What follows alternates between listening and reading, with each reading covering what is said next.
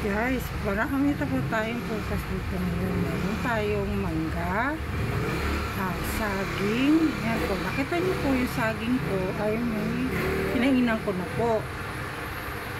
Kaya ay yung mangga ay kinainan ko na.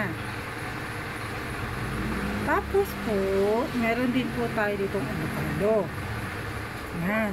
Marami po siyang vitamins ang mangga. Siya po ay lots of vitamin C na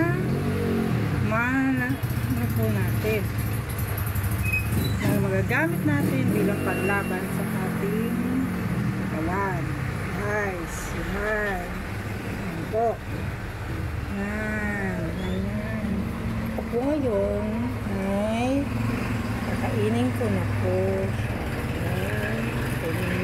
Tingnan ang ating kinainin.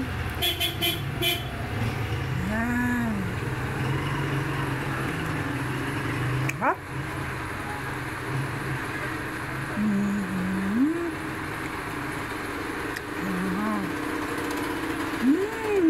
What?